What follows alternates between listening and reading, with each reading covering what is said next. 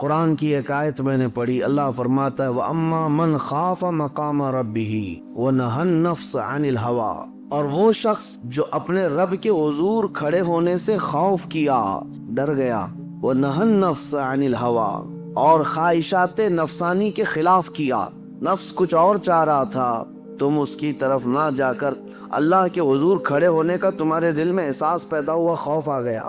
اس کا اجر جانتے ہو کیا ہے؟ قرآن کہتا ہے فَإِنَّ الْجَنَّةَ هِيَ الْمَأْوَىٰ، تو ایسے آدمی کا ٹھکانہ تو جنت ہی ہے، اس کا ٹھکانہ سیدھے جنت ہے۔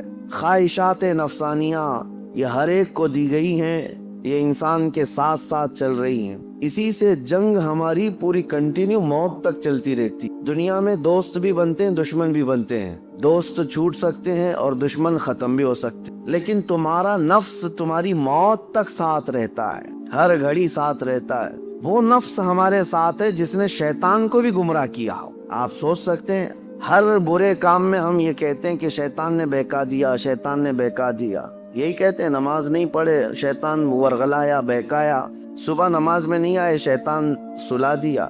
مجھے یہ بتاؤ آدم علیہ السلام کو سجدہ کرنے سے جو شیطان نے انکار کیا اس کو کس نے منع کی؟ ساری دنیا کو شیطان بہکاتا ہے تو شیطان کو کون بہکایا؟ تو محدثین فرماتے ہیں یہ نفس امارہ ہے جو ہر ایک کے ساتھ ہے، یہ شیطان کو بھی ہرا سکتا ہے، وہ شیطان کو بھی شکست دیتا ہے، وہ سب کے ساتھ ہے، وہ سب کے ساتھ ہے۔ اس نفس کو، اس خواہشات کو اگر کوئی چیز دنیا میں کنٹرول کر سکتی ہے تو صرف ذکر اللہ ہے، اللہ کا ذکر اسے قابو میں رکھ سکتا ہے۔ باقی اس قدر خطرناک ہے خواہشات نفسانیہ کہ بعض لوگ یہ سمجھتے ہیں کہ جوانی ختم ہونے کے بعد بڑھاپے میں کوئی خواہش نہیں ہوتی، بلکہ بہت سارے بوڑھوں کو زنا کرتے ہوئے دیکھا گیا۔ اور میرے آقا صلی اللہ علیہ وسلم فرماتے ہیں روئے زمین کے سب سے بدترین لوگ ہوں گے وہ جن کی طرف قیامت کے دن اللہ نظر بھی نہیں فرمائے۔ کچھ لوگوں کے بارے میں حدیث میں ہے قیامت کے دن رب تعالیٰ ان کی طرف نظر بھی نہیں فرمائے گا۔ یہ کون لوگ ہیں جو بڑھاپے میں بھی جا کر گناہ نہ چھوڑ سکے؟ اور وہ کون سے بوڑھے ہیں جو بڑھاپے میں بھی نہیں چھوٹ سکے ان سے گناہ؟ یہ وہی لوگ ہیں جو خواہشات نفسانی کے غلام تھے۔ مولا علی کرم اللہ وجہہ الکریم فرماتے ہیں اللہ نے ہر ایک کے ساتھ نفس بھی دیا، عقل بھی دیا۔ نفس کیا ہے؟ تمہارے خواہشات، اور عقل تمہیں فیصلہ کر کے بتاتی ہے۔ لیکن حضرت علی کرم اللہ وجہہ الکریم فرماتے ہیں جس کا نفس عقل پر غالب آ گیا اس آدمی سے زندگی میں کبھی خیر نہیں ہوگی، وہ کوئی صحیح فیصلہ نہیں لے سکے گا۔ جس کا نفس اس کی عقل پر غالب آ گیا اور جس نے اپنے نفس کو ہرا دیا، شکست دیا، تو اس کی عقل اتنی پاورفل ہوتی ہے کہ وہ ہزاروں کو زیر و زبر کر سکتا ہے اور دنیا کے بڑے فیصلے لے سکتا ہے۔ جس نے اپنے نفس کو کنٹرول میں رکھا، اپنے خواہشات کو اپنے تابع رکھا، خود اس کا غلام نہیں بنا۔ میرے عزیزو، قرآن کی ایک آیت میں آپ کو بتاتا ہوں کتنا بڑا لفظ اللہ تعالیٰ نے قرآن میں فرمایا، توجہ کتنا بڑا لفظ ہے یہ۔ اَرَأَيْتَ مَنِ اتَّخَذَ إِلَٰهَهُ هَوَىٰ، اے محبوب کیا آپ نے نہیں دیکھا کچھ لوگ ایسے ہیں جنہوں نے اپنی خواہشات کو اپنا خدا بنا لیا۔ معبود، الہ کا مطلب ہے معبود، جس کی عبادت کی جائے اس کو کیا کہتے ہیں؟ معبود۔ اور قرآن کہتا ہے کچھ لوگ ایسے ہیں جنہوں نے اپنے نفس کو، اپنی خواہشات کو اپنا معبود بنا لیا۔ یہ قرآن کی آیت ہے، 2 جگہ آئی ہے۔ اب اتنا بڑا لفظ نفس کے لیے اللہ فرما رہا ہے کہ کئی لوگوں نے اس کو بت بنا لیا، اپنا معبود بنا لیا۔ کیوں؟ اس لیے کہ یہ وہی کرتے ہیں جو ان کا نفس چاہتا ہے، تو گویا کہ اس کی عبادت کر رہے ہیں، خواہشات کی پیروی کر رہے ہیں۔ نفس صبح اٹھا، گناہ کی طرف کھینچا، آپ چل پڑے، گویا کہ اس کی عبادت میں لگے ہوئے ہیں۔ کبھی تو اسے شکست دو، کبھی تو اسے ہراؤ۔ رات کے وقت گناہوں کے اڈوں پر جانے کی جیسی خواہش ہوتی ہے، کیا اپنے آپ کو مارتے ہو؟ میں تمہیں بتاؤں خواہشات تو بہت دور کی بات ہے، گناہوں کی خواہشات بہت دور کی بات ہے۔ سیدنا ابو بکر شبلی رحمۃ اللہ تعالی علیہ سلسلہ قادریہ کے بڑے مشہور بزرگ ہیں، جن کے نام سے ہم شجرے میں پڑھتے ہیں بہر شبلی شیر حق دنیا کے کتوں سے بچا۔ وہ حضرت ابو بکر شبلی جب رات کے وقت عبادت کے لیے آتے تھے تو اپنی آنکھوں میں نمک کا سرما لگاتے۔ کیوں؟ صرف اس لیے کہ نیند اگر آئی تو گویا کہ میں اپنی خواہش کا غلام ہو گیا، اپنے رب کا نہیں۔ عبادت اس کی ہو رہی ہے اور میں خواہش کے پیچھے چل رہا ہوں۔ حالانکہ نیند جو ہے یہ فطری چیز ہے، کسی کو کہیں پہ بھی آ جاتی۔ اولیاء کاملین تو اس سے بھی اپنے آپ کو بچاتے تھے کہ وہ آنکھوں میں نمک پھیر لیتے تھے جس سے آنکھوں میں خون نکل آتا تھا. لوگ کہتے بھی تھے تو کہتے کہ اگر اللہ کی عبادت کے دوران اونگ آتی ہے، جھپکی آتی ہے، تو ان آنکھوں کی سزا یہی ہے کہ انہیں نمک لگا دیا جائے. اور حضرت شاہ مینا رحمۃ اللہ علیہ لکھنؤ میں آرام فرما ہے. حضرت شاہ مینا، ان کا حال تو یہ تھا کہ جب رات کو عبادت کے لیے کھڑے ہوتے تو ایک اونچی دیوار پر وہاں کھڑے ہو کر نماز پڑھتے. ادھر بھی کھائی ہے، ادھر بھی کھائی ہے، کھڑے رہتے. لوگ کہتے کہ نماز پڑھنے کے لیے اتنی جگہ ہے، اس دیوار پر کیوں جا کر نماز پڑھتے؟ حضرت شاہ مینا فرماتے تاکہ میں ہمیشہ اللہ کی عبادت میں مصروف رہوں. اگر نیند آئی تو میرا جسم دیوار سے نیچے آ سکتا ہے اور اس جسم کو وہی سزا ملنی چاہیے جو اپنے رب سے غافل ہوتا ہو. نفس کے خلاف وہ اولیاء جنگ کرتے رہے، لڑتے رہے. سب سے بڑی خطرناک چیز آج ہمارے ساتھ جو چل رہی وہ ہمارے خواہشات. اور میرے آقا صلی اللہ علیہ وسلم ارشاد فرماتے ہیں لا یؤمن احدکم حتی یکون ہواہ تبعا لما جئت بہ. تم میں سے اس وقت تک کوئی مومن نہیں ہو سکتا جب تک اپنی خواہشات کو میری مرضی کے حوالے نہیں کرے گا.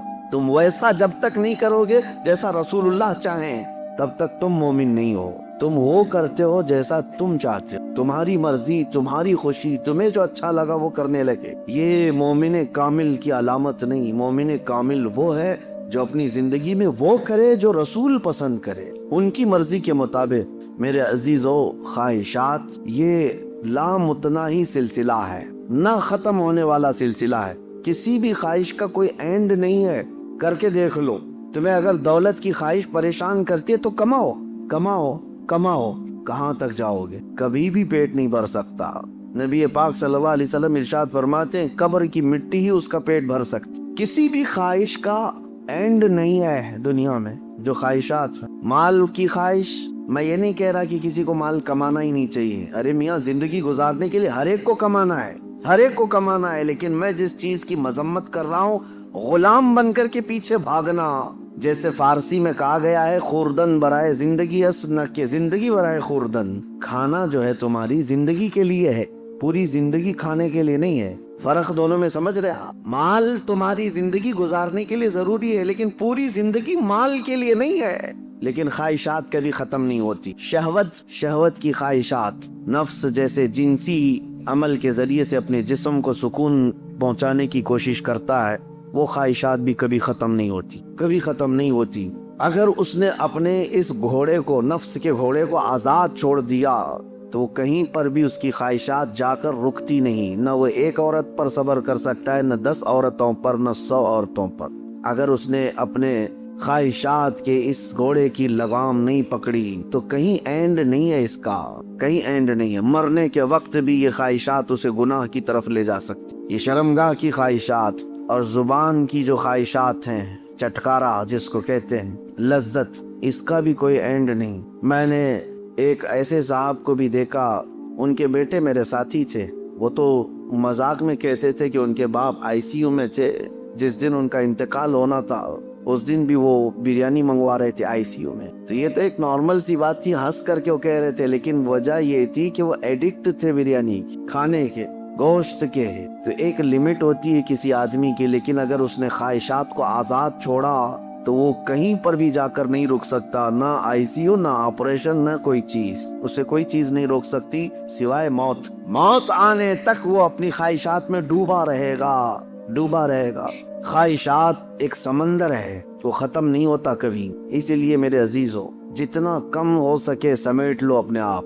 دنیا تمہیں ہاتھ پاؤں مارنے سے کتنی مل سکتی ہے مجھے بتاؤ. تم زیادہ سے زیادہ کس قدر اپنے آپ کو دنیا میں خوش رکھ سکتے ہو ان خواہشات کو پورا کر کے؟ کبھی نہیں. گناہوں میں یہ تمہیں ایسا برباد کر کے رکھیں گی خواہشات کہ تمہارے جسم مفلوج ہو جائیں گے. ایک دن موت کا وقت آئے گا، سارے درد تمہارے نکل رہے ہوں گے، دنیا سے جا رہے ہوں گے لیکن ہزاروں داغ چھوڑ کر جا رہے ہوں گے زمین پر، اور اسی زمین میں دفن ہونا ہے. اس لیے اللہ نے قرآن میں فرمایا اپنے رسول سے، اے محبوب کیا آپ نے نہیں دیکھا کچھ لوگ وہ ہیں جو اپنے خواہشات کو اپنا معبود بنا لیا ہے، اپنا خدا بنا لیا ہے، اس کی پیروی کرتے ہیں. اب کرنا کیا چاہیے؟ ان خواہشات کا قتل جتنا ہو سکے اس کے خلاف جانا ہوگا.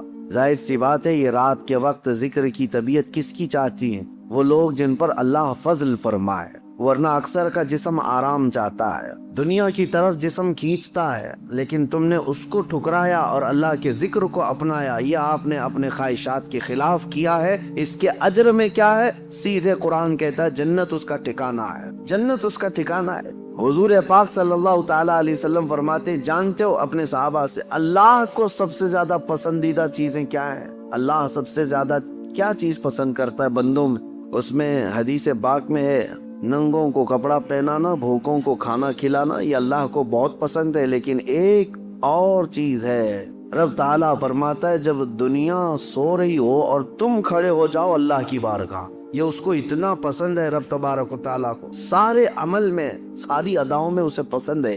کیوں؟ خالص بندہ رب کے لیے کھڑا ہوا ہے، ساری خواہشات کو چھوڑ کر کے، خواہشات کو چھوڑ کر۔ اب آؤ، جن لوگوں نے خواہشات کی پیروی کی ان کی ایک چھوٹی چند مثالیں میں آپ کے سامنے رکھتا ہوں۔ ایسی ہلاکت کہ سب کچھ ختم ہو جاتا ہے۔ میرے عزیزو، سلطان الاولیاء سیدنا غوث اعظم جیلانی بغدادی رضی اللہ تعالیٰ عنہ ارشاد فرماتے ہیں، جس شخص کو اپنی خواہشات پر قابو نہیں، اس کا نفس اسے کفر تک لے جا سکتا ہے، اس کا نفس اسے شرک تک لے جا سکتا ہے اور اسے کافر بنا کر دنیا سے لے جائے گا۔ ایسے حالات بھی ہم نے دیکھے، خواہشات نے انسان کو کافر بھی بنا دیا، کبھی مال کی خواہش، کبھی عورت کی خواہش، کبھی کسی اور چیز کی خواہش۔ اللہ اکبر، وہ صحابہ کیسے تھے جنہوں نے اپنی ساری خواہشات کو میرے مصطفیٰ کی مرضی پر قربان کر دی، ہر چیز کو قربان کیا تھا، ہر چیز کو قربان کیا۔ آؤ میں تمہیں وہ بات بتا دوں جو سیدنا ابراہیم علیہ الصلوۃ والتسلیم کے متعلق قرآن میں آیا ہے۔ وَإِذْ قَالَ إِبْرَاهِيمُ رَبِّ أَرِنِي كَيْفَ تُحْيِي الْمَوْتَىٰ قَالَ أَوَلَمْ تُؤْمِنْ قَالَ بَلَىٰ وَلَٰكِنْ لِيَطْمَئِنَّ قَلْبِي قَالَ فَخُذْ أَرْبَعَةً مِّنَ الطَّيْرِ فَاصْرُهُنَّ إِلَيْكَ ثُمَّ اجْعَلْ عَلَىٰ كُلِّ جَبَلٍ مِّنْهُنَّ جُزْءًا ثُمَّ ادْعُهُنَّ يَأْتِينَكَ سَعْيًا۔ قرآن کہتا ہے ابراہیم علیہ السلام نے ایک بار اللہ کی بارگاہ میں ذکر کیا کہ مولا تو مرے ہوئے لوگوں کو دوبارہ کیسے زندہ کرتا ہے؟ اللہ نے پوچھا کیا ابراہیم تمہیں اس بات پر یقین نہیں ہے؟ عرض کیا مولا یقین ہے لیکن آنکھوں سے دیکھنا چاہتا ہوں، تو مردے زندہ کیسے کرتا ہے؟ رب تعالیٰ نے فرمایا 4 پرندے لے لو، ان کو ذبح کرو، ان کا گوشت پورا قیمہ بنا کر مکس کر لو، اور 4 پہاڑوں پر تھوڑا تھوڑا سب کا گوشت رکھ کر کے آؤ، اور پھر ان پرندوں کے نام لے کر پکارو، وہ اڑتے ہوئے آئیں گے۔ حضرت ابراہیم علیہ السلام نے 4 پرندے لیے، ایک کوا، ایک مرغا، ایک کبوتر اور ایک مور۔ ان 4 پرندوں کا ذکر ہے، کوا، کبوتر، مرغا، مور۔ یہ 4 پرندے ذبح کیے، سب کا گوشت مکس کیا اور 4 پہاڑوں پر رکھ کر آئے اپنی جگہ پر۔ ان کی سب کی منڈیاں ان کے پاس تھی، سر ان کے پاس تھے۔ پکارا ان پرندوں کا نام لے کر، ہوا میں وہ خیمہ اڑتا گیا، اپنے اپنے جسم سے ملتا گیا اور آ کر اپنے اپنے سر سے جڑ کر پورا پرندہ بنا۔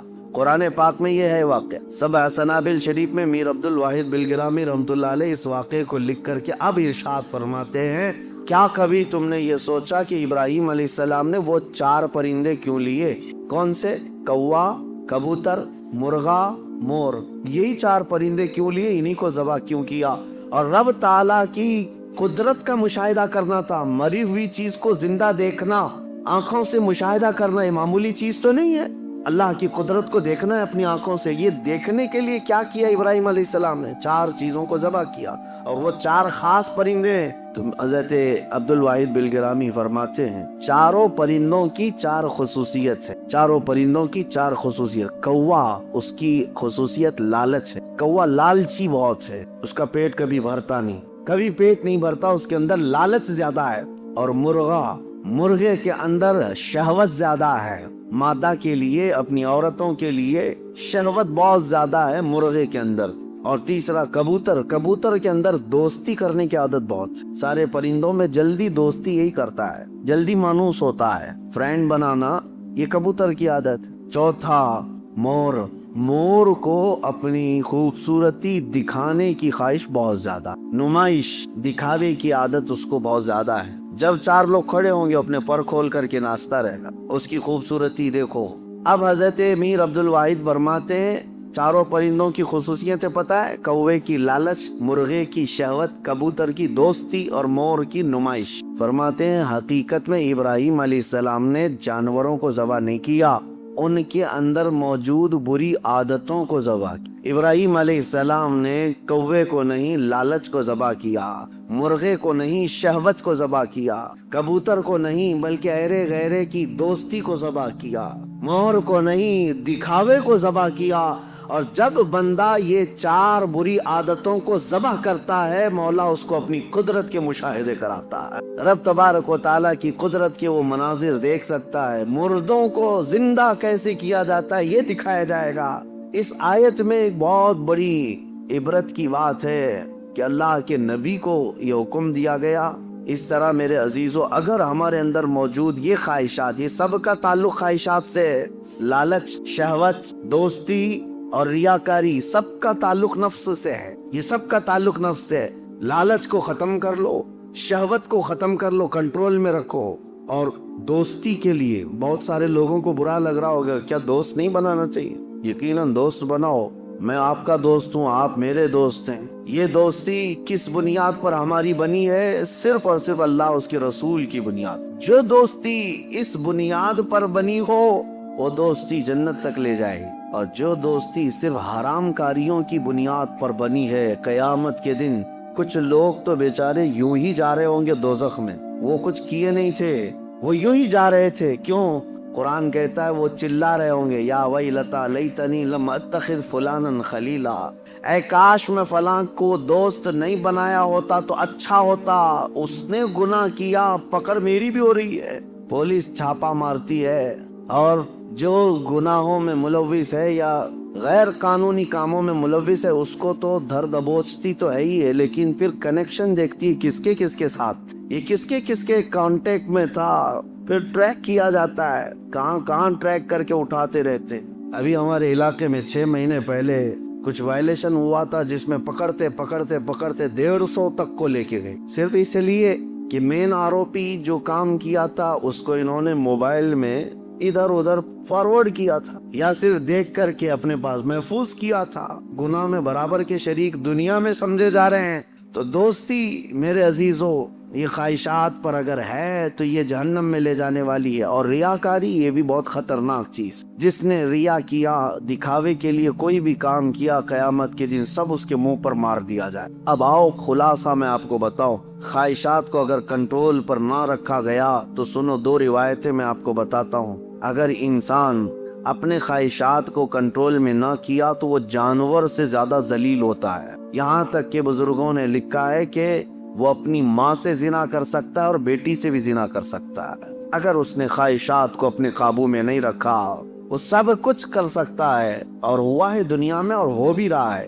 یہ ہمارے لیے حیرت کی بات ہے، تعجب کی بات ہے، اس لیے کہ ڈر لگتا ہے، لیکن بے شمار ایسے معاملات موجود ہیں میاں، یہ تو ہم معاذ اللہ نعوذ باللہ پڑھ رہے ہیں۔ اس بری خبر کو سن کر تمہیں حیرت ہوگی، کچھ ایسے لوگ ہیں جو کورٹ میں آئے ہیں بھائی بہن شادی کرنے کے اجازت مانگنے کے لیے، سگے بھائی اور بہن۔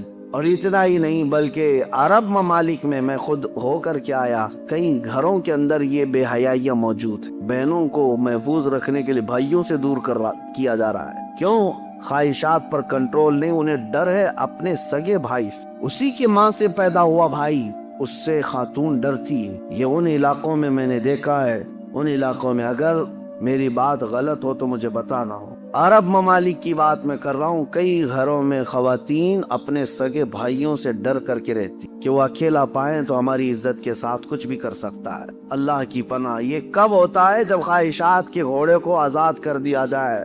یہ کبھی قابو میں نہیں آئے گا، یہ کبھی قابو میں نہیں آئے گا۔ اس کو قابو میں کرنے کے لیے دنیا کی طاقتیں، کوئی انجیکشن اور ٹیبلٹ نہیں، اس کو صرف اور صرف اللہ کا ذکر کنٹرول میں لا سکتا ہے، قابو میں لا سکتا ہے۔ جب تم اللہ کے ذکر میں شامل ہو جاؤ یا خود سے کرو، نفس اپنے خواہشات سے باہر نکلتا ہے اور تمہارے دل کے اندر ایک قرار اور سکون آتا ہے۔ تم توبہ بار بار کرتے رہو گے اور اس سب سے نکلنے کی بار بار خواہش کرتے رہو گے، اور اس کو چھوڑ دو، دیکھو کتنے خواہشات جنم لیتے ہیں، کتنے خواہشات جنم لیتے ہیں۔ اسی لیے نبی پاک صلی اللہ تعالیٰ علیہ وسلم نے ارشاد فرمایا، خواہشات انسان کو کہاں لے جاتی ہیں۔ شاید ایک 7-8 سال پہلے کی بات ہے، مہاراشٹر کا ایک علاقہ ہے، ایک شہر ہے، بڑا مشہور شہر ہے۔ اب چونکہ مجھے کچھ بھی بولنا مشکل ہے، ساری چیزیں وائرل ہوتی، کوئی بھی اس جگہ کے لوگ اس کو غلط انداز میں نہ محسوس کریں۔ پہلے میں ہر چیز آپ کے سامنے ظاہر کرتا بولتا تھا۔ ایک شہر ہے میں نے باضابطہ وہاں کی رپورٹ دیکھی تھی، آج بھی میرے ذہن میں وہ گونجتی ہے۔ 4 عورتیں، مسلمان عورتیں تھیں، قبرستان میں رات کے وقت جایا کرتی تھی۔ یہ بات تو لوگوں کو معلوم ہونے لگی۔ بعد میں کچھ لوگوں نے ان کا پیچھا کیا کہ آخر یہ کیوں جا رہی ہیں، تو ایک دن کچھ لوگوں نے جا کر کے دیکھا تو قبر کو کھود کر کے اس کے اندر اترتی ہیں اور پورے کپڑے اتارتی ہیں، ننگی ہو کر اپنا پخانہ ایک دوسرے کا کھاتی۔ نعوذ باللہ من ذالک۔ یہ کتنا گھناؤنا عمل ہے، بولنے میں 1000 بار شرم آئے۔ کیوں؟ یہ پکڑا گیا اور پوچھا گیا آخر کوئی جانور بھی تو نہیں کرتا ایسا؟ تو پکڑ کر کے تفتیش کرنے کے بعد پتا چلا کہ ان کی خواہش تھی کہ وہ سفلی عمل پر قبضہ حاصل کر، سفلی عمل پر، جادو پر کنٹرول حاصل کرنے کے لیے وہ چاہتی ہیں کہ یہ عمل کیا جائے۔ ان کو کسی بابا نے بتایا جتنا یہ گندا عمل کرو گے اتنا تم پاورفل جادوگر بن سکتے ہو۔ یہ خواہشات ہیں، یہ خواہشات۔ تم صرف اور صرف لوگوں میں اپنا تھوڑا سا رتبہ بڑھانے کے لیے سحر، سفلی اور جادو کے طریقے کو اپنانے کی کوشش کرتے رہے، اور وہ حاصل کرنے کے لیے کتنا گرے۔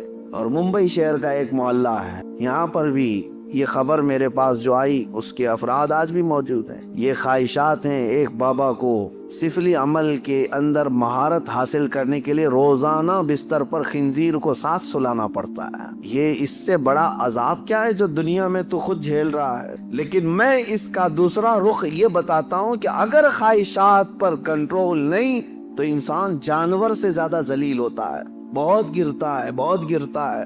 ایسے بھیانک کام اس سے صادر ہوتے ہیں جو ہمارے وہم و گمان میں بھی نہیں آتے، سوچ میں بھی نہیں آتے۔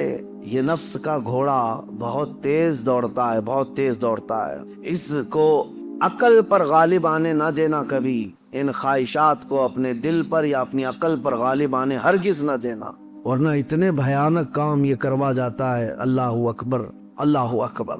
مدینہ طیبہ کے متعلق امام غزالی رحمۃ اللہ علیہ نے لکھا ہے کہ ایک شخص ایسا تھا جو لوگوں کے دفن ہونے کے بعد قبر کھود کر کے ان کے کفن چراتا تھا اور پھر اس کو بازار میں بیچتا تھا۔ لیکن ایک بار اس نے ایک خاتون کے قبر کو کھودا اور کفن چرایا، اس کی نیت خراب ہوئی، مردے کے ساتھ اس نے بدکاری۔ نعوذ باللہ من ذالک۔ میں یہ باتیں کیوں کہہ رہا ہوں؟ یہ گناہ ضرور ہیں، بولنے میں مجھے بھی جھجک تو آ رہی ہے، دیکھیں جھریاں آ رہی ہیں جسم کے اندر، رونگٹے کھڑے ہو رہے ہیں، لیکن صرف اس لیے بتا رہا ہوں کہ ہم ایک مردے کو دیکھ کر کے سسک جاتے ہیں، سہم جاتے ہیں کہ کسی کی موت پر انسان کا جسم بے قابو رہتا ہے، غمگین رہتا ہے۔ لیکن اگر ان حالات میں بھی موت کے بعد یا قبرستان میں جانے کے بعد بھی کوئی انسان ایسا کر سکتا ہو کہ قبر کو کھود کر کے اس کو ننگا کر دے مردے کو اور پھر اس کے ساتھ بدکاری کرے، یہ کون سی چیز وہاں تک لائی اس کو؟ یہ خواہشات، یہ وہ نفس امارہ، نفسانی خواہشات۔ اسی لیے مولا علی کرم اللہ وجہہ الکریم نے فرمایا جس کی خواہشات، جس کا نفس اس کی عقل پر غالب آ گیا، زندگی بھر اس سے کوئی خیر ثابت صادر نہیں ہوگا، کوئی اچھا کام اس سے نہیں نکل پائے گا۔ اپنی عقل پر ان خواہشات کو غالب آنے ہرگز مت دینا۔ ہم نے دیکھا ہے یہ تمام معاملات تجربے کے طور پر۔ میں آج آپ کے سامنے یہ ذکر کر رہا ہوں کیونکہ آج علاج کا دن ہے، آج علاج کا دن ہے۔ ہمارے جو زخم لگے ہوئے ہیں ایک بار رحمان کو پکارو، وہ سب زخم بھر جائیں گے۔ آج کی یہ مجلس علاج کی مجلس ہے کہ تم اللہ رب العزت کو آج پکارو گے، تمہارے زخم بھر جائیں گے۔ اور اسی لیے میں بارہا کہتا بھی ہوں ذکر کی مجالس میں شرکت کرو، یہ اتنا تمہیں پاورفل بنا دے گی، اتنا پاورفل کہ گناہوں سے خود بخود تمہیں نفرت پیدا ہو جائے، خواہشات پر کنٹرول تمہارا خود کا حاصل ہو جائے۔ ورنہ میں چیلنج کے ساتھ کہتا ہوں جاؤ دنیا میں گھوم پھر کر کے آنا، بڑے سے بڑے ڈاکٹر کے پاس وزٹ کر کے آؤ، بڑے سے بڑے حکیم کے پاس جا کر کے آؤ، کسی بڑے سائیکسٹرسٹ کے پاس جا کر کے آؤ، نفس کے متعلق اس سے کوئی علاج لے کر کے آؤ کہ میرا کنٹرول نہیں ہے، آپ مجھے کوئی گولی دے دو، کوئی معجون دے دو، کوئی انجیکشن دے دو، ہو سکتا ہے تمہیں نیند کی گولی تو دے دے، ہو سکتا ہے تمہیں وہ مکمل ختم کرنے کی دوا تو دے دے، لیکن تمہارے کنٹرول، خواہشات کو کنٹرول کرنے کی کوئی دوا یہ نہیں دے سکتا۔ اس کا کنٹرولنگ پاور جس نے پیدا کیا وہی دے سکتا ہے۔ اسی لیے میں آپ کو بتاؤں، اب تم اپنے نفس کے کنٹرول کے لیے کس سے مدد مانگو گے؟ کس سے مدد مانگو گے؟ سنو توجہ سے، اعوذ باللہ من الشیطان الرجیم پڑھتے ہیں آپ، اعوذ باللہ من الشیطان الرجیم، جس کا مطلب کیا ہے؟ میں اللہ کی پناہ مانگتا ہوں شیطان مردود سے، کہ اللہ مجھے بچا لے، کس سے؟ شیطان مردود سے مجھے بچا لے۔ یا آپ کس سے پناہ مانگ رہے؟ کس کی بارگاہ میں پناہ مانگ رہے؟ اللہ کی بارگاہ میں، کہ مولا تو مجھے پناہ دے دے۔ اس کے متعلق حکیم احمد یار خان نعیمی رحمۃ اللہ علیہ فرماتے ہیں، اس کی مثال یوں سمجھو، جیسے کسی کے ہاں آپ ملنے کے لیے گئے، اس نے گھر کے باہر کتا پال رکھا ہو حفاظت کے لیے یا کسی کام کے لیے، دشمنوں کے لیے یا کسی بھی غرض کے لیے کتا پال رکھا ہو، اور آپ گئے گھر کے باہر کھڑے، کتا بھونکنا شروع کر دیا، دروازے میں جا ہی نہیں پا رہے، آپ اس کتے کو کنٹرول کیسے کرو گے؟ آپ اپنے دوست کے گھر اندر جا رہے ہیں لیکن کتا باہر ہے، کتا جیسی قریب جاتے ہو بھونکتا ہے، اب آپ دروازے کے اندر جانا چاہتے ہیں تو اس کتے پر کنٹرول کیسے پاؤ گے؟ رسی ڈالو گے اسے، پتھر مارو گے، جتنا مارو گے اتنا اچھل کود کرے گا۔ اس کا سیدھا سا طریقہ یہ ہے، جس کا کتا ہے اسے بلاؤ۔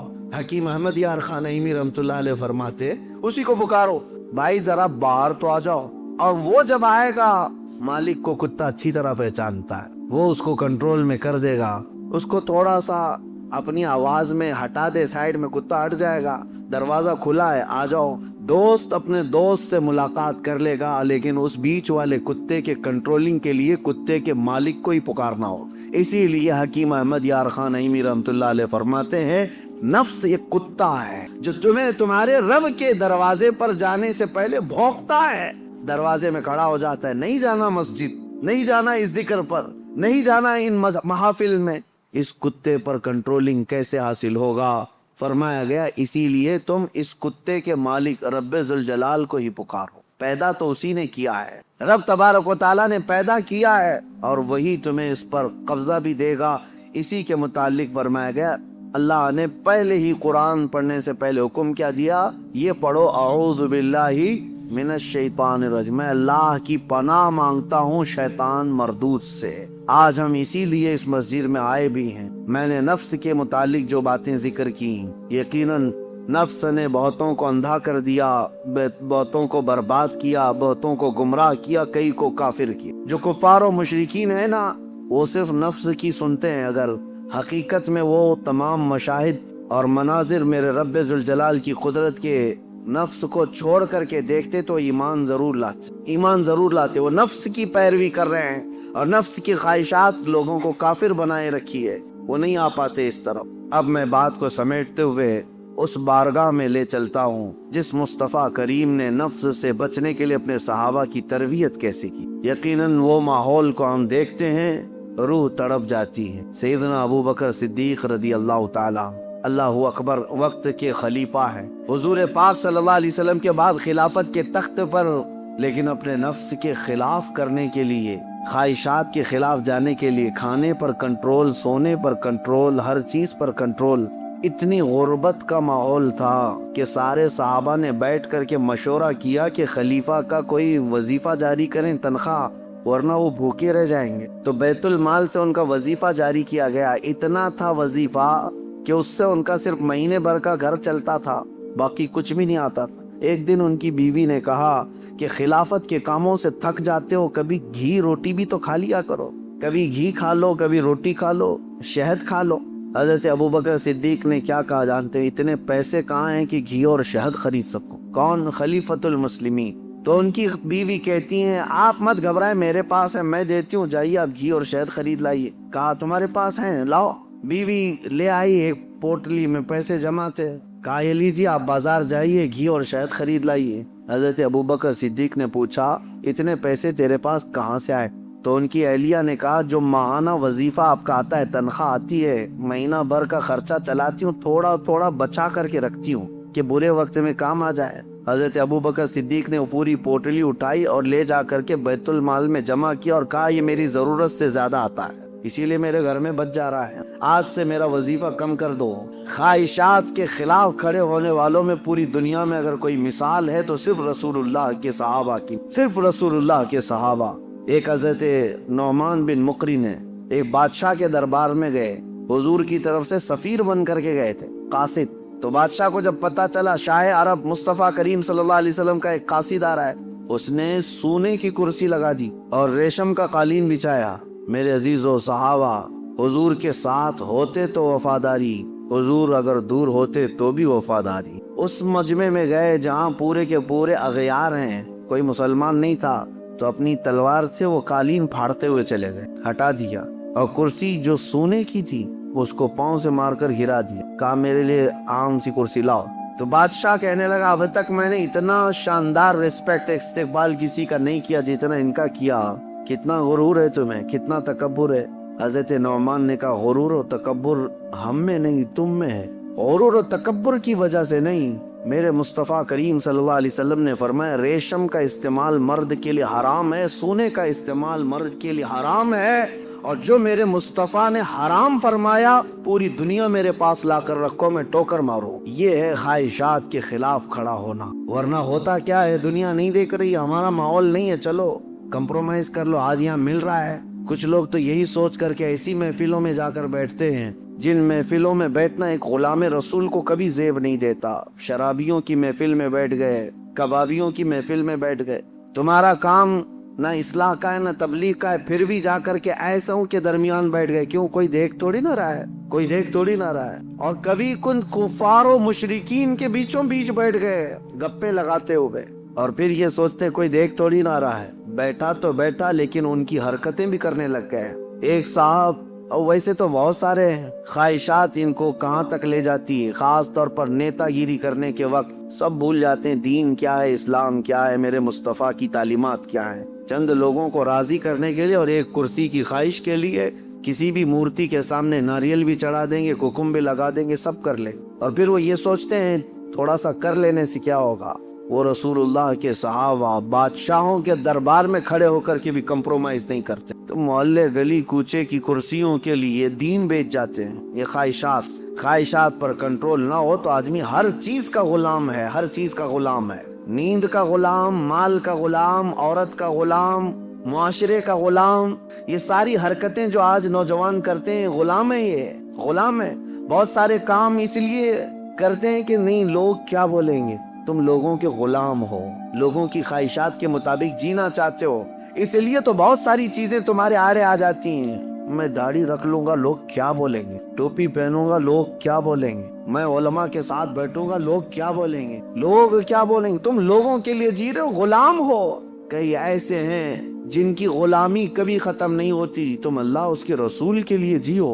ان خواہشات سے باہر نکل آؤ، ان خواہشات سے باہر نکل آؤ۔ عزیزان گرامی وقار، ان خواہشات کو ختم کرنے کے لیے اگر کوئی سب سے پاورفل علاج ہے تو وہی میں نے کہا اللہ کا ذکر ہے۔ اللہ کا ذکر، قرآن کہتا الا بذکر اللہ تطمئن القلوب، آگاہ ہو جاؤ، اللہ کے ذکر سے دلوں کو سکون ملتا ہے۔ یہ میرا رب قرآن میں فرماتا ہے، اللہ کے ذکر سے دلوں کو سکون ملتا ہے۔ عزیزان گرامی وقار، زیادہ دنوں تک اپنے دل کو آوارہ مت رکھو، اپنے جسم کو آوارہ مت رکھو، مسجدوں میں آ جایا کرو۔ جمعہ میں بھی اس وقت تم پہنچتے ہو جب رکعت باندھ رہے ہوتے امام، تھوڑی دیر پہلے آ جایا کرو مسجدوں میں۔ خطبہ عربی میں سنتے ہیں تو دل پر وہ بات لگتی جاتی ہے، اگرچہ تمہیں سمجھ میں نہیں آتی لیکن میل دھلتا جاتا ہے۔ جمعہ میں بھی تاخیر سے آتے ہو اور پھر سلام پھیرنے کے بعد بھاگ جاتے ہو، تھوڑی دیر کھڑے ہو جاؤ، میرے مصطفیٰ کی بارگاہ میں سلام تو پیش کرو۔ جب کھڑے ہو جاؤ گے سلام کے لیے، یقیناً رسول اللہ تمہیں تمہارے باپ کے نام سے پہچانتے، تمہاری طرف سے سلام آ رہا ہے تو کیا میرے مصطفیٰ جواب نہیں دیں گے؟ ادھر سے اگر جواب آیا تمہارے سلام کا تو یقیناً تمہارے دل کی صفائی ہے اس میں۔ ان محفلوں سے کب تک تم بھاگتے رہو گے؟ مسجدوں میں کبھی وقت سے پہلے آ جاؤ۔ حضور پاک صلی اللہ علیہ وسلم نے ایک چیز بیان فرمائی، وہ میں آپ کے سامنے رکھتا ہوں۔ منافق اور مومن کی پہچاننے کا طریقہ کیا ہے؟ حضور فرماتے ہیں منافق مسجد میں سب سے لیٹ آتا ہے اور سب سے جلدی بھاگتا ہے، مسجد میں سب سے تاخیر سے آتا ہے اور سب سے جلدی بھاگ جاتا ہے۔ اسی لیے مجھے ڈر لگتا ہے، آپ کو بھی خوف ہونا چاہیے کہ منافقوں کی فہرست میں ہمارا نام نہ آ جائے۔ دیکھتے رہتے ہیں ابھی ٹائم ہے، لاسٹ مومنٹ پر پہنچیں گے اور پھر ادھر ختم ہوتے ہی بہت سب سے پہلے بھاگیں گے۔ حدیث پاک میں ہے منافق کی علامت ہے۔ اور پھر دوسری علامت منافق کی کیا ہے؟ حضور فرماتے ہیں بازار میں بہت جلدی جاتا ہے اور بہت دیر کے بعد بازار سے نکلتا ہے، کافی دیر تک شاپنگ مال میں وقت گزارے گا، اس کا دل لگتا ہے وہاں پر، مارکیٹ میں شاپنگ مال میں گھومتا رہے گا، بہت جلدی مارکیٹ میں جائے گا اور بہت دیر سے نکلے گا۔ میرے عزیزو یہ منافق کی پہچان اور دل کالا ہونے کی علامت، اور مومن کی پہچان میرے آقا فرماتے ہیں مسجد میں جلدی آتا ہے اور دیر سے جاتا ہے، بازار میں صرف اپنے کام کے حد تک جاتا ہے اور فوراً وہاں سے بھاگ جاتا ہے، مومن کی پہچان ہے۔ اس لیے میری یہ نصیحت ہے نوجوانوں کو کہ یہ ذکر کی مجلس قائم کرو، زیادہ دیر تک اپنے دل کو آزاد مت چھوڑو، زیادہ دیر تک دل کو آزاد مت چھوڑو، ورنہ یہ خواہشات تمہیں بہت دور تک لے جائیں گے، دل بوجھل ہو جائے گا، دل سخت ہو جائے گا، دل کالا ہو جائے گا۔ دیکھنا زمانہ ہو گیا آنکھیں روتی نہیں آج اللہ کی یاد میں، رب تبارک و تعالیٰ کی یاد میں روتے ہو کبھی؟ دل سخت ہو گیا ہے۔ حضور پاک صلی اللہ علیہ وسلم کی جدائی اور ان کی دوری کبھی تمہیں رلاتی ہے؟ موت آنے والی ہے، کیا وہ قبر کی سختیاں اور اس کی تنہائیاں تمہیں کبھی رلاتی ہیں؟ سوچ کے روتے ہو کہ کیا ہوگا میری قبر میں جب مجھے ٹائٹ باندھ کر کے لوگ چھوڑ کر چلے جائیں گے؟ کیا ہوگا میرے ساتھ جب اوپر نظریں اٹھاؤں گا تو تختیاں بند نظر آئیں، گھٹن محسوس ہوگی قبر میں؟ کیا ہوگا؟ اس یاد سے کبھی آنکھیں روتی ہیں؟ یہ کیوں نہیں رو رہی؟ بہت دن تک تم نے دل کو آزاد چھوڑ دی، بہت دنوں تک خواہشات کے پیچھے چلتے رہے، گھنٹوں تم موبائل میں بیٹھے رہے، گھنٹوں تم ٹیلی ویژن کے سامنے بیٹھے رہے، گھنٹوں تم میچ میں میدان میں گھومتے رہے، گھنٹوں شاپنگ بھی کرتے رہے، گھنٹوں لوگوں کے ساتھ گپیں بھی لگاتے رہے، لیکن اپنے رب کے حضور نہ کبھی بات کرنے کی فرصت ملی، نہ اس سے دعا کرنے کی فرصت ملی۔ تمہیں پتا ہے دنیا والے مانگنے سے ناراض ہوتے ہیں، اور حدیث پاک میں ہے اگر بندہ مسجد میں آیا اور اللہ کی بارگاہ میں دعا نہ کر کے گیا، اللہ اس سے ناراض ہو کہ مجھ سے مانگتا تک نہیں اب یہ بندہ، تمہارا مانگنا اسے پسند ہے پھر بھی تم مسجد میں نہیں ہو۔ یہ خواہشات ہیں جو تمہیں یہاں سے بھگا کر لے جاتی ہیں، تم گھنٹوں دنیا کے لیے گزار لیتے ہو۔ میرے عزیزو بدل لو اس ذکر کی مجلس میں اللہ کی بارگاہ میں یہ دعا گو بھی ہوں کہ آج شاید اس سے قبل بھی یہاں پر ایک بار ذکر کی مجلس ہم سجائے تھی، بہت پہلے میں یہاں آیا تو ہوں، بیان ہوا ذکر کا مجھے یاد نہیں، اگر نہیں ہوئی تھی تو شاید یہ پہلی مجلس ہے، اور اللہ اس کو ہمیشہ قائم فرمائے۔ میں رہوں یا نہ رہوں، ذمہ داروں سے گزارش کہ اس مجلس ذکر کو اس نیت سے قائم رکھو کہ ہزاروں دلوں کے سکون کا ذریعہ، ہزاروں دلوں کے سکون کا ذریعہ ہے۔ میرے عزیزو بڑے بڑے کروڑ پتی لوگ آج آشرم جاتے ہیں، 2 دن 3 دن کی چھٹیاں لے کر اپنے پنڈتوں کے چپلوں میں بیٹھتے ہیں، وہ یہ چاہتے ہیں کہ دنیا کی ہمہ ہمی سے نکل کر کے کسی آشرم میں بیٹھے۔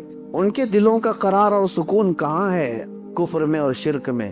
لیکن ایک حالت یہ ہے کہ تمہیں روز اللہ کریم سکون کے لیے یہاں بلاتا ہے، تم آتے نہیں، تو کم از کم اتنا تو کرو، ہفتے میں ایک مرتبہ اس طرح کی مجلسوں میں شریک ہو جائے۔ دنیا کو ایک طرف رکھیں گے، مصروفیات روز ہیں، کام کاج روز ہیں، رشتہ داروں سے ملنا روز ہے، میٹنگیں چلتی رہیں گی، کبھی ختم نہیں ہوتی، لیکن کبھی تو ایک دن اسٹاپ کر کے یہ سوچے کہ آج میرے رب سے ملاقات کی رات، آج کا یہ ٹائم صرف اور صرف میرے رحمان خدا سے بات کرنے کا وقت۔ اس لیے تو ان مجلسوں میں آ جایا کرو، ایک وقت آئے گا کہ جب تمہاری آنکھوں میں نور اور دل میں سرور ضرور داخل ہوگا، اس طرف آپ توجہ ضرور دیں، ورنہ آزاد چھوڑے رہیں گے تو یہ آزاد گھوڑا ہر میدان میں دوڑائے گا، نفس کا گھوڑا ہر میدان میں دوڑائے گا۔ اس کو اتنا آزاد نہ رکھو، اس کو لگام دو، اور اس کے لگام کی رسی میرے مصطفیٰ کے قدموں میں ڈال کر رکھو کہ نفس کو اب جہاں جانا ہے۔ اب آپ سوچ سکتے ہیں رسول اللہ جو سید الانبیاء ہے، سارے نبیوں کے سردار، وہ دعا کرتے تھے، کیا دعا کرتے تھے؟ اللہم لا تکلنی الی نفسی طرفۃ عین، اے اللہ میرے نفس کو میرے حوالے 1 منٹ کے لیے بھی مت دینا، تو اپنی حفاظت میں رکھ۔ رسول اللہ کا کون سا نفس تھا؟ میرے آقا کا کہاں کیسا نفس ہے؟ کیا کبھی آپ نے حدیث میں کسی روایت میں سنا کہ حضور نے نفس کے یا خواہشات کی پیروی کی؟ کبھی نہیں میرے عزیز۔ جو پتھر کا تکیہ رکھنے والے، چھال کے بستر پر سونے والے، پیٹ پر پتھر باندھنے والے رسول، کیا کبھی نفس کی غلامی کی؟ نہیں۔ اس کے باوجود اللہ کی بارگاہ میں دعا یہ کرتے تھے، مولا میرے نفس کو میرے حوالے مت کرنا 1 منٹ کے لیے بھی، پلک جھپکنے کے برابر بھی، تو اپنی حفاظت میں رکھ۔ اور ہم جیسوں کو کیا کہنا چاہیے؟ اگر ہم اپنے نفس کی حفاظت اللہ کے حوالے نہ کریں تب تو یہ اتنی تباہی مچائے گا، اتنی تباہی مچائے گا، سوچ بھی نہیں سکتے۔ آؤ آج ذکر کی مجلس ہے، ہم اپنے نفس کو، اپنی خواہشات کو رحمان کے حوالے کرتے ہیں اور عہد کرتے ہیں دل میں کہ مولا میں آج توبہ کے لیے آیا ہوں۔ مجھے ایک محفل یاد ہے، ایک بندہ جو کافی دنوں تک کئی الگ الگ قسم کے کاموں میں مصروف تھا. ہماری ذکر کی مجلس شروع ہوئی, ذکر کی مجلس میں آیا, اور ذکر کی مجلس میں جب پہلے ہمارے ہاں بدھ کے دن ذکر ہوتا اور جمعرات کو روزہ رکھتے. اتفاق ایسا ہوا کہ ابھی نیا ذکر میں آ کر توبہ کیا تھا, 2 دنوں کے بعد انتقال ہو. لیکن اس بات کی خوشی تھی کہ لوگ یہ کہتے کہ زندگی میں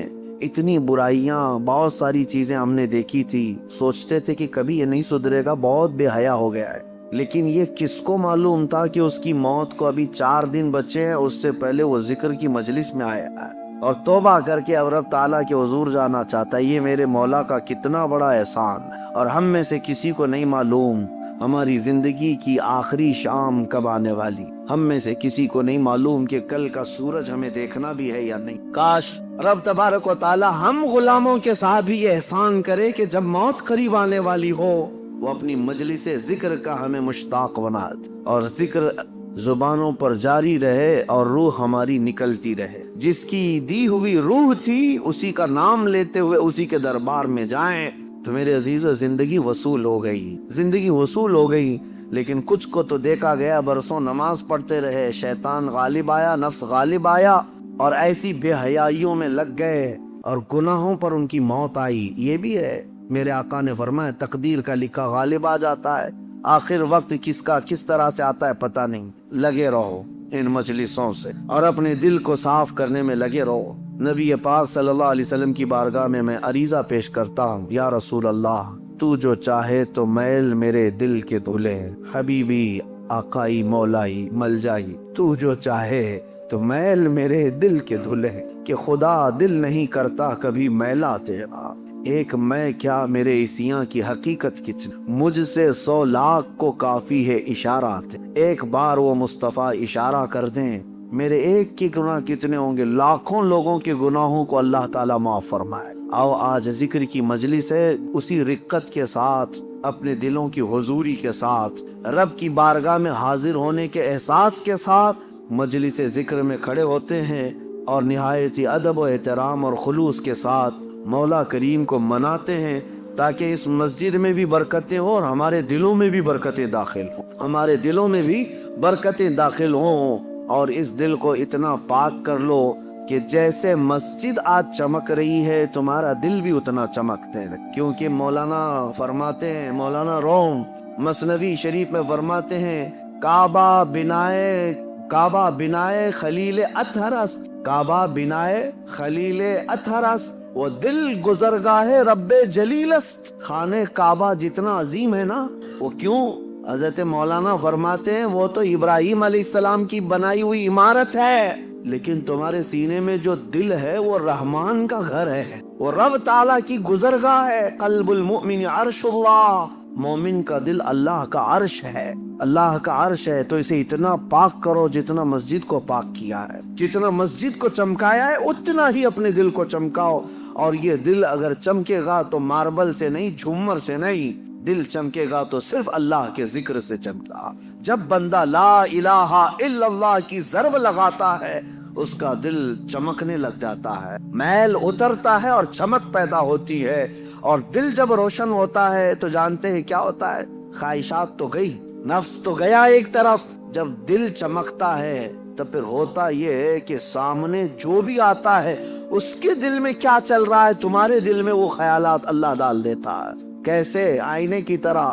ایک آئینہ میں لے کر کے کھڑا ہوں, سامنے جو بھی آئے گا اس آئینے میں نظر آئے گا کہ نہیں آئے گا, لیکن وہی لوہا لے کر کھڑا رہوں کچھ نہیں پتا چلتا سامنے کون آیا ہے کون نہیں. دل جب زیادہ چمکتا ہے ذکر سے, جو بھی آئے جیسا بھی آئے اس کا سارا کچا چٹھا تمہارے دل پر چھپ جاتا ہے. اسی لیے کہا گیا نا کہ علماء کے سامنے زبان سنبھال کر بات کرو, اولیاء کے سامنے دل سنبھال کر کے بات کرو. کیوں؟ تمہارے دلوں کے اندر کے حالات بھی ان سے مخفی نہیں ہوتے, چھپتے نہیں. کیوں نہیں چھپتے؟ اس لیے کہ انہوں نے دلوں کو اتنا پاک کیا, اتنا چمکایا ہے, جو سامنے آتا ہے اس کے سارے اعضاء, اس کے دل کے حالات ان کے دل پر چمکنے لگتے ہیں. اور صرف چمک ہی نہیں, اور ایک اس کا فائدہ ہے, دل جب چمکتا ہے اور ایک فائدہ ہے. کیا فائدہ ہے؟ تم نظر تو آتے ہو, جب میں شیشہ لے کر کھڑا رہوں گا تم نظر تو آتے ہو, لیکن ایک اور فائدہ ہے, اگر سورج چمک رہا ہے اور شیشے پر سورج کی روشنی آ رہی ہے تو یہ روشنی سیدھے کہاں پڑے گی؟ تمہارے چہرے پر پڑے گی. اور تمہارا چہرہ کالا ہو کہ جیسا ہو، لیکن اس آئینے کی اور اس شیشے کی روشنی سے تمہارا چہرہ بھی چمکنے لگے گا. یہی اولیاء کی مثال ہے کہ ان کے دل شیشے کی مانند چمک رہے ہوتے ہیں، اور آفتاب رسالت میرے مصطفیٰ کا سورج ان کے دل پر چمک رہا ہوتا ہے. اس کی روشنی اولیاء کے دلوں پر آتی ہے، اور جو قریب آتا ہے اس کا چہرہ بھی اس سے چمک جاتا ہے. جو قریب آتا ہے اس کا دل بھی چمکتا ہے، چہرہ بھی چمکتا ہے. صحبت کا اثر اسی لیے زیادہ اثر کرتا ہے. ان لوگوں کی صحبت میں وقت گزارو جن کا دل چمکتا ہے. اور اخیر میں اب دل کے چمکانے کے لیے دعا اعلیٰ حضرت نے ہمیں یہی سکھائی، بارگاہ مصطفیٰ میں چمک تجھ سے پاتے ہیں سب پانے والے. میرا دل بھی چمکا دے چمکانے والے، برستا نہیں دیکھ کر ابر رحمت، بدوں پر بھی برسا دے برسانے والے. وآخر دعوانا الحمدللہ رب العالمین.